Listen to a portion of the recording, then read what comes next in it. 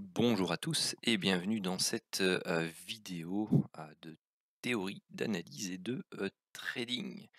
Alors aujourd'hui, la vidéo donc d'analyse hebdomadaire va se diviser en trois parties. Donc la première partie va être consacrée donc à la mise à jour de l'analyse sur le Dow Jones, la deuxième partie sur la mise à jour de l'analyse du Bitcoin et la troisième partie sur l'évolution du Fulking Scalp, donc le petit système pardon, de trading que je mets en place et que j'étudie en ce moment pour bien, tout simplement pouvoir prendre des positions intraday très courtes euh, sur le Dow Jones. Alors voici la vue mensuelle sur le Dow Jones Cash. Donc cela signifie que chaque chandelier représente un mois de cotation. Donc ici on a passé, donc on a terminé le mois de juin. Donc alors comme vous pouvez le voir, le mois de juin, durant la session du mois de juin, on est venu tester donc les retracements 38,2 Fibonacci. Donc je vous renvoie, je vais peut-être l'enlever celui-là parce qu'il colorie un peu trop, mais je vous renvoie donc pardon, aux vidéos précédentes et donc les 38,2 de retracement par rapport au plus bas durant la crise Covid. Donc sur toute cette hausse-ci, donc on est venu retester les 38,2 ainsi que une zone d'ancien plus haut historique ici. Hop. Bon, décidément, tu veux pas me le mettre. Voilà. Et puis bon, on a commencé le mois, donc cette bougie-là en mensuel, on va pas trop y prêter attention. Ici, on est passé sur un graphique hebdomadaire, donc on avait vu la semaine dernière donc cette belle réaction haussière qui venait clôturer ce gap, qui avait créé ce gap-ci. Et bien, qu'est-ce que l'on a fait cette semaine? Eh bien, on a tenté de faire un plus haut, on est descendu et puis on est remonté et on crée ce qu'on appelle un chandelier d'hésitation. Donc pour l'instant, niveau hebdomadaire, rien de particulier. Ici, journalier, qu'est-ce que l'on observe? Donc on avait eu, la semaine dernière une phase qui pouvait être considérée ici comme vague 1, vague 2, un gap d'accélération et donc je vous avais dit que pour que ça puisse être considéré comme une vague 3, il fallait que ça accélère, ça vienne rechercher cette zone, qu'on latéralise et puis qu'on remonte. Ça n'a pas été le cas. Alors, ici on a fait, ce gap, on est venu hésiter ici, on a tout retracé, et puis on est venu clôturer, ce gap. Ce gap-ci. Donc pour l'instant, on a travaillé cette zone de gap comme étant une zone de support. Et puis là, on tente de repartir. Donc la dernière session de vendredi, donc elle a essayé de faire un plus bas de nouveau, elle a échoué. Et puis donc elle est repartie à la hausse et on a clôturé ici au-dessus de ce dernier plus haut là. Et on n'a pas cassé les plus hauts ici, mais on a clôturé au-dessus de l'open de ce chandelier là. Donc c'est un chandelier qui, malgré qu'il possède donc une mèche basse assez importante, est venu clôturer, donc avaler un corps de bougie, deux corps de bougie ici. Alors vous avez cette double mèche hebdomadaire journalière qui est relativement intéressante. Pourquoi? Parce que ça signifie que sur cette zone-ci, eh bien, vous avez la présence d'acheteurs, donc autour des 30 420, 30 500. C'est une zone qui est intéressante ici si jamais on y retourne et qu'il faut surveiller en cas de cassure par le bas qui pourrait eh bien, tout simplement engendrer une accélération pour aller rechercher la zone suivante qui se trouve ici plus ou moins autour des 30 200.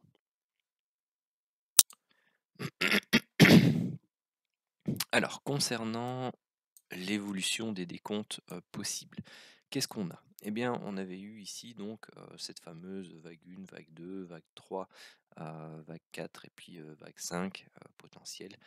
1 et 2. Par contre, ici, on a vu que, on n'a pas eu une accélération, complémentaire. Donc soit c'est une vague A, une vague B, ici on a fait une vague C et puis là on est parti pour, créer une figure de latéralisation un peu plus longue ou tout simplement une phase correctrice qui est terminée ici et donc on a une première impulsion et on va rechercher la baisse et repartir faire de nouveau plus bas. Ça c'est possible. Surtout qu'ici vous avez, ce qu'on appelle une île de retournement, donc vous avez un gap ici qui était resté ouvert, un gap là qui était resté ouvert, mais bon il a été clôturé donc ça s'invalide. Donc c'est déjà une bonne chose par rapport à la pression baissière qu'il pourrait y avoir sur les prix. Mais ce qu'on peut observer d'autre, donc, c'est que si donc on enlève ceci, eh bien vous avez pardon, vous avez donc, je vais peut-être vous le tracer directement. Pardon, excusez-moi, donc j'ai la voix enrouée. Donc ici, vous avez la possibilité d'avoir fait donc votre vague 1, vague 2, vague 3, vague 4, et puis ici vous avez une sous-vague 1, sous-vague 2, sous-vague 3, sous-vague 4 et sous-vague 5 pour la vague 5. Et donc vous avez la possibilité d'avoir une première structure impulsive, donc 1, 2, 3, 4 et puis 5 qui s'est décomposé ici en 3 temps, 1, 2, 3, 4 et 5 ici, et vous avez déjà eu 3 temps à la baisse, donc 1, 2, 3 ici, donc potentiellement une vague 2 terminée ici. Vous avez eu une première impulsion, correction en 3 temps, donc potentiellement une sous-vague 1, abaisser pour sous-vague 2, et puis là, si on doit voir apparaître une sous-vague 3, eh bien, il faudrait casser cette zone des 31 150 ici sur le cash et voir une accélération repartir jusqu'au plus haut des 31 900 plus ou moins. Donc il faudrait maintenant avoir quelque chose de fortement poussif pour valider donc la vague 2 ici. Ce qui est toujours possible, c'est qu'on ait fait ici une première phase en 3 temps, donc une A, B, C. Je l'ai dessiné A, B, C, que l'on refait une seconde phase en 3 temps A, B, C, et puis derrière que l'on fasse quelque chose en 5 temps ou en 3 temps pour valider soit une W, X, Y ou une A, B, C en forme de flat avant de repartir faire des plus hauts. Donc voilà ce que j'avais à dire sur le Dow Jones et donc la mise à jour des décomptes possibles. Alors concernant le Bitcoin, donc nous voici donc sur le graphique mensuel. Donc on a fait ici un beau chandelier baissier. On est venu travailler cette zone basse-ci. Pour rappel, donc on cherche une fin de structure correctrice de vague C. Et bon bah là pour l'instant ce qu'on observe ici c'est un chandelier. Un petit chandelier, donc c'est nouveau mois. Donc voilà, pour l'instant, on reste toujours sur une impulsion baissière. On va tenter de se stabiliser sur cette zone en espérant pouvoir repartir pour retrouver donc une structure de prix de relance pour un nouveau cycle haussier sur le Bitcoin. Hop, pardon. On va d'abord faire l'hebdomadaire. Alors sur l'hebdomadaire, qu'est-ce qu'on avait eu? On avait eu un rebond ici par rapport à ce grand chandelier baissier, et puis cette semaine directement, paf, on repart à la baisse, ce qui est tout à fait dans les clous par rapport au sous-décompte que j'avais ici de vague 1, vague 2, vague 3, et donc j'attendais une vague 4 rouge pour faire un dernier plus bas de vague 5 ici, dans cette zone, quelque part par là. On va voir où ça nous mène, ou bien entendu on pourrait initier des achats swing long terme, donc pas avec une grande exposition non plus, hein, puisque je vous rappelle qu'on essaye d'attraper ici un plus bas. L'idéal par sécurité bien entendu, c'est de se construire une position mais avec une fraction de son capital. Déjà, si vous investissez, je ne sais pas moi, 10 ou 15% de votre capital sur les crypto-monnaies, voilà, c'est peut-être que 10-20% de votre allocation sur le Bitcoin que vous pouvez prendre ici dans un premier temps. L'idéal, c'est d'attendre bien entendu un rebond, de venir casser du coup la zone de temporisation qu'on est en train de créer ici, donc si on fait le plus bas, pour valider donc une reprise de vague 1, vague 2, et puis breaker ici la borne haute baissière afin de confirmer la nouvelle accélération que l'on pourrait retrouver sur le Bitcoin et que pas mal de monde attend.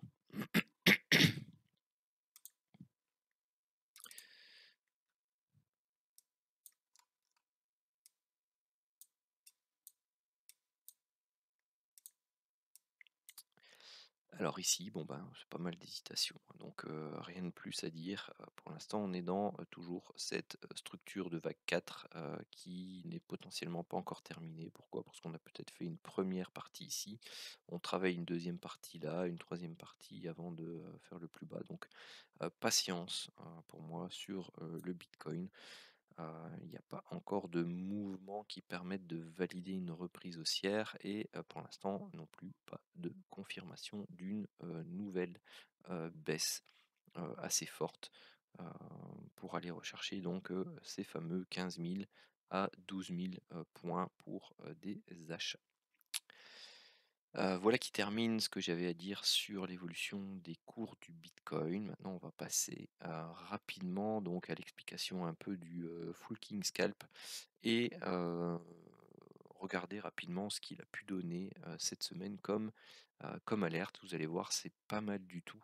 À part lundi, qui était peut-être assez compliqué, sinon tous les autres jours, c'était relativement intéressant. Alors, je vous explique ça sur la semaine de vendredi. Donc, pour l'instant, ce sont des tests hein, que je fais et j'observe et je regarde un peu le potentiel du système. Donc, ça se passe ici en bas, principalement. Donc, quand vous avez des petites barres vertes ici, là, bah, c'est que c'est plutôt une tendance haussière et donc on va rechercher des achats dans cette partie. Et quand c'est rouge, on va rechercher plutôt des ventes dans cette partie. Et quand vous avez des alertes, donc ça c'est deux types d'alertes, donc des plus courtes et des plus longues. C'est parce que ce sont des conditions différentes dans mon algorithme et donc ça me permet de visualiser un peu le rendement de chacune de ces conditions.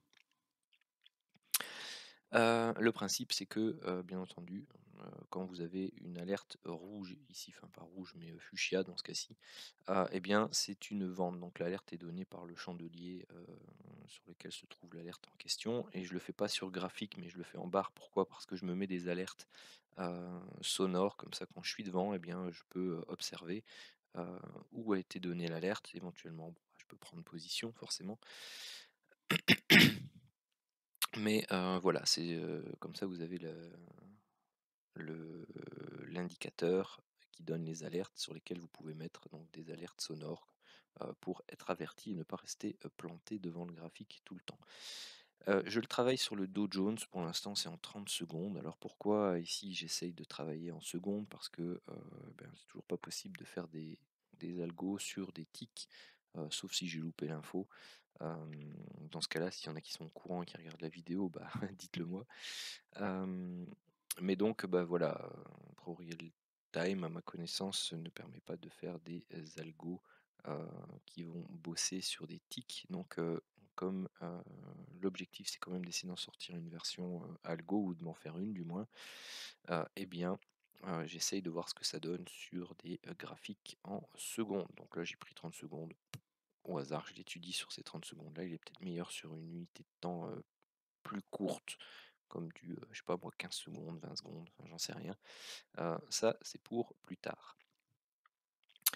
Donc, petit débrief, en expliquant un peu la méthode que j'essaye de mettre en place. Donc toujours de 9 heures à 21 h 30 hein, comme d'hab.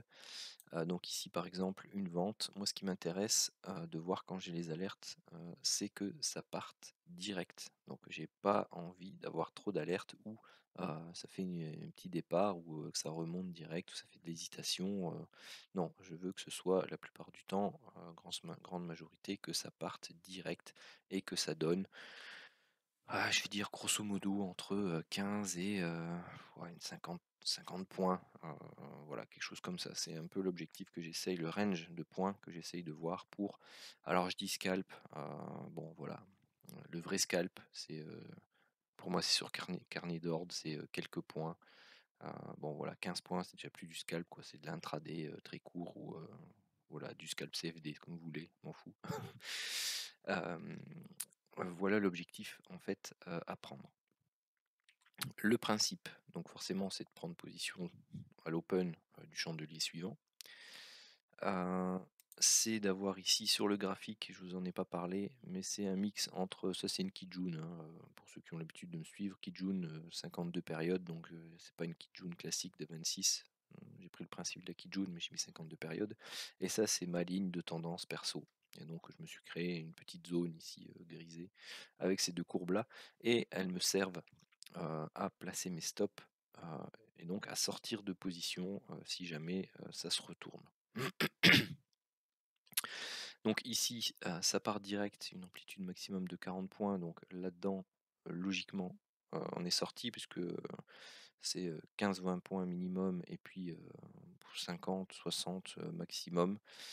Donc après, il faut voir un peu aussi où on se trouve, hein. Ça ne vous dédouane pas de devoir placer ou de devoir faire tracer vos zones de support et de résistance pour faire votre trading.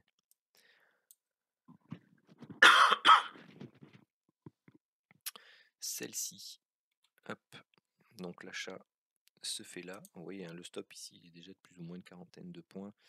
L'idéal, c'est d'essayer de viser au moins un risk-reward qui s'approche de 1. Donc ici, vous voyez, si vous avez votre stop là, bon après, il peut être remonté au fur et à mesure, hein, parce que ça peut faire stop suiveur. Si jamais vous êtes dedans, mais que vous voulez réduire votre perte potentielle, pardon. Rien ne vous empêche non plus, après avoir pris 15-20 points, si vous voulez viser absolument les 40, 50, 60 points, de prendre une partie de vos bénéfices, de mettre le solde à BE et de viser plus haut, enfin, tout simplement de vous mettre à BE et puis de viser les 40-50 points. Voilà, ça c'est un peu comme vous voulez. Donc là, ça donnait de nouveau 40 points. Ici, vous aviez un stop forcément qui était non, pas forcément beaucoup plus large. C'était aussi une quarantaine de points, vous voyez. Ça faisait un risk reward de 1 aussi de nouveau. Ah, j'ai fait encore ce qu'il fallait pas. Je reviens. Bon, me revoilà. J'ai rouvert mon graphique et réinstallé les éléments. Donc voilà, donc ensuite, voilà, il se passe rien, il se passe rien, il se passe rien. Ici, on a plusieurs alertes. Alors, personnellement, quand j'ai des alertes rapprochées comme ça, je les prends pas toutes, hein, non plus. Faut pas exagérer. Mais bon, vous ferez comme vous voudrez plus tard, hein. Mais moi, personnellement, ces deux-ci sont trop proches. Celle-là, peut-être, à nouveau, si j'ai pris celle-là est pour moi trop proche. Donc ici, vous voyez, ça donne 18 points, ça remonte, puis ensuite ça vous donne une trentaine de points, et puis voilà, ça continue, ça continue. Donc vous avez facilement vos 15, 20, 30 points sur cette alerte. Sur celle-là, si vous aviez envie de la prendre aussi, bon ben voilà, ça remonte. Ici, 14-15, ça remonte. Là, vous aviez votre vingtaine de points, voire même si vous êtes patient, voilà, 27. Voilà, ça passe jamais ici au-dessus avant là-bas, hein. Donc en gros, sur toutes ces alertes-ci, vous avez à chaque fois l'occasion de sortir avec des gains. Hop, ici, donc c'est là. Donc vous revenez là, donc vous avez à chaque fois 15, 20, 30 points sur ces alertes-là. Ici, donc là, vous avez l'opportunité de rentrer. Pas là, pardon. Ah, j'allais encore une fois appuyer sur Escape. Donc ici, voilà, vous sortez là. Donc là, c'est une perte de plus ou moins 20 points avec le spread. Ici, petite vente. Donc on vend ici. Vous avez à ce moment-là un stop de plus ou moins 25 points. Vous allez rechercher ici une trentaine de points. Sans souci, vous voyez, ça part direct. Là, c'était un peu plus... Bon, bah là, c'est pas parti direct, c'est revenu corrigé direct dans le sens opposé. Ici, bon, c'est une petite correction, mais ça part direct. Ici, ça corrige et puis bon, ça part. C'est déjà un peu plus fastidieux, hein, vous voyez, sur cette zone-là, tout simplement parce que voilà, on arrive aussi après une longue baisse. Donc, on s'attend quand même à avoir un cycle de latéralisation ou de correction, hein. Ici, donc, celle-ci, pour moi, ok, on peut encore oser la prendre. Les suivantes, ça devient délicat, hein, après une si longue baisse déjà. Je préfère reprendre celle-là, par exemple, puisqu'on a eu cette phase de latéralisation ici, et puis hop, on repart à la baisse. Ici, l'achat. Donc l'achat se faisait là. Donc là, bon, bah, direct rouge.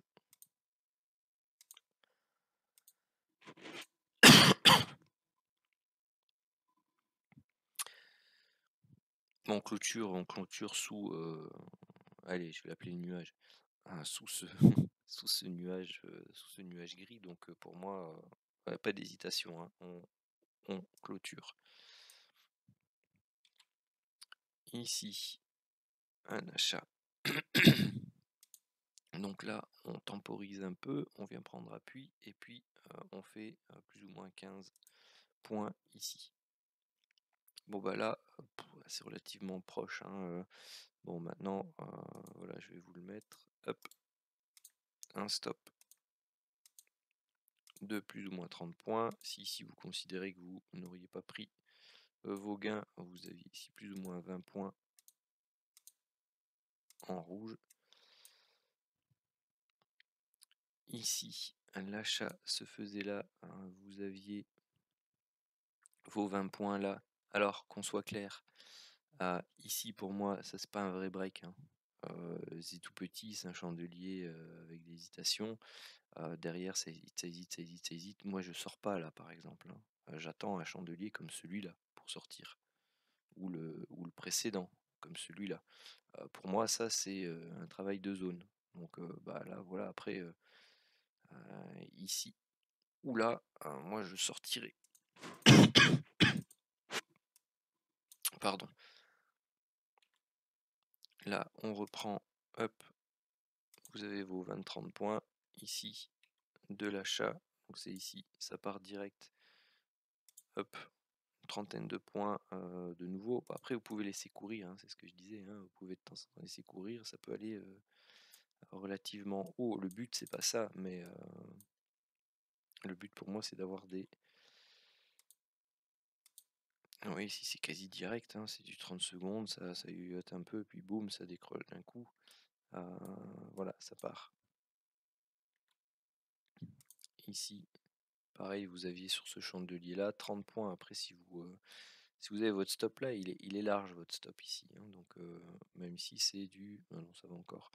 Mais si vous avez un stop par exemple maximum, par exemple ici en dessous de ce chandelier là, parce que c'est un gros chandelier d'accélération, euh, voilà, c'est 50 points. Après, il faut peut-être pas être trop gourmand sur l'envolée ici. 20-30 points, ça suffit. Derrière, pareil, vous avez ici de nouveau un stop qui fait plus ou moins 100 points. Si vous prenez le dernier plus gros, vous avez une cinquantaine de points. Moi, j'essaye de me limiter à une cinquantaine de points. Bon, bah là, ça yoyote, et puis ça s'en va. Vous avez vos 20-30 points. Ensuite, achat ici, puis groupe, ça s'en va tout de suite. Ici, là, vous avez vos 25 points, 30 points ici, quasi direct.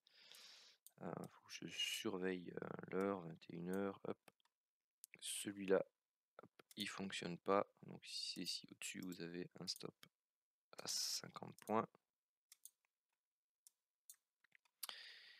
21h10 ici. Vous avez votre vingtaine de points, sinon ça yoyote jusqu'à une cinquantaine de points à passer, et puis là vous avez plus. 21h45, non, ça c'est trop tard. Allez, si vous voulez, je vous montre encore peut-être jeudi. J'ai la voix qui déraille, je vais pas vous faire toute la semaine. Je vous montre la journée précédente. Allez, rapidement, la journée donc de jeudi à partir de 9h. Donc ici, vous avez une première alerte. Achat. Ici, vous avez un stop d'une 50 points. Vous allez rechercher ici facilement 40 points. Ouais, celles-là, elles sont vraiment trop proches, hein. Bon, ça vous donne des confirmations, mais il faut pas. Moi, perso, celles-là, je les prends pas les autres. Je suis dans celle-là. Voilà, c'est suffisant. Éventuellement, celles-là sont plus basses. Vous pouvez tenter de les prendre, et quand vous êtes là, vous coupez celle-là et vous laissez partir celle-là plus haut. Enfin bref. Celle-là aurait été intéressante quand même parce qu'elle est donnée avec un super chandelier ici après avoir testé la zone. Bon, voilà. Ça aurait été peut-être la seule des trois autres que j'aurais été tenté de prendre. Celle-ci, c'est une foireuse. Hop.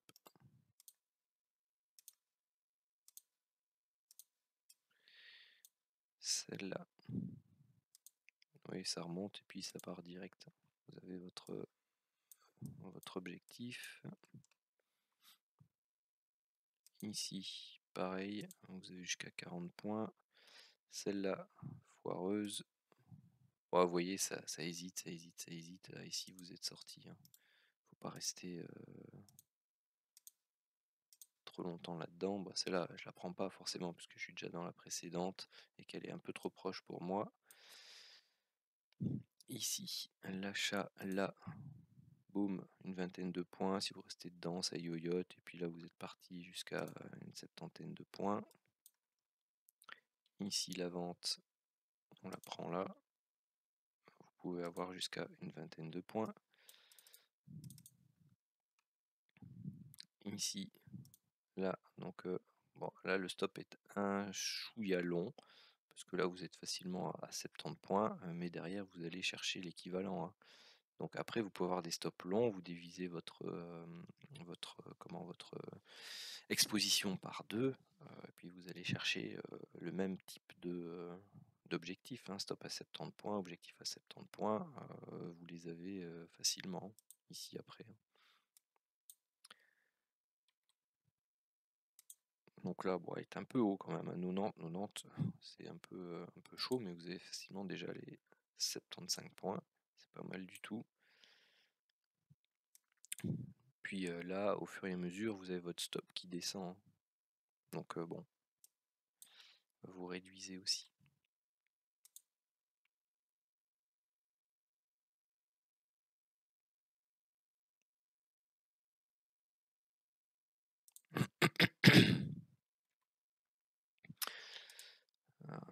Ok, donc là on était à 50, cinquantaine de points, voilà, vous pouvez sortir là. Ici pareil, vous rentrez là, vous pouvez sortir là-bas. Là c'est un peu proche de nouveau, hein, mais bon bah voilà, pour ceux qui ont loupé, vous pouvez toujours rentrer. Voilà, celles-ci elles ont marché toutes les 4.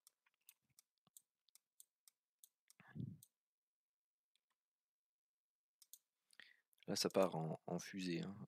Ça va vite, hein, faut quasi de l'automatique. Là par contre, vous voyez, plus de 120 points. Celle-là, même si elle est donnée, perso,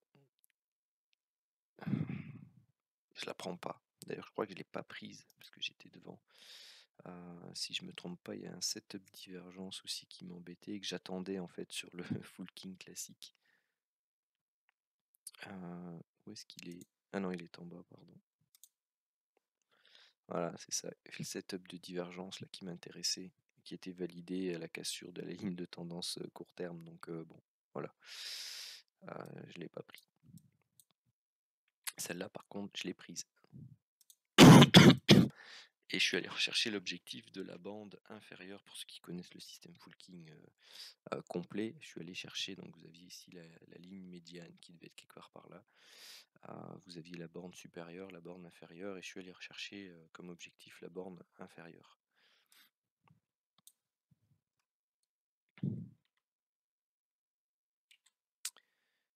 Donc ici c'était là ça faisait 17, non, on remonte, blablabla, et puis là ça fait les 30-40 points. Ici le stop était de 70 points, donc bah, voilà, vous avez ici les 65. Gros stop, 60 points, vous allez les rechercher là-bas. Après, bon, bah, voilà, elles sont toutes les unes derrière les autres, vous voyez qu'elles passent toutes. Désolé, hein, j'ai vraiment la gorge qui... Et puis ensuite, 21h28, oh, vous pouviez prendre une dernière ici, hop. Voilà, enfin vous voyez le principe. Donc voilà, je tenais à vous présenter l'avancée un peu de mes recherches sur le petit coco. Sur ce, je vous remercie de m'avoir suivi. Et je vous souhaite à tous un excellent week-end. Surtout, n'hésitez pas à lâcher un maximum de pouces bleus si vous avez aimé cette vidéo pour soutenir la chaîne. N'hésitez pas à vous abonner si ce n'est pas encore le cas et à activer la petite cloche pour être notifié des prochaines vidéos qui sortiront, que ce soit des vidéos d'analyse, de techniques, comme ici, de trading, si j'ai l'occasion, si je serai un peu plus souvent au bureau, donc voilà, je ferai peut-être des petits lives euh, que je partagerai en direct et que je filmerai, que je mettrai ensuite sur la chaîne pour vous partager tout simplement mes prises de position si j'ai l'occasion d'en prendre. Allez, sur ce, je vous dis à bientôt.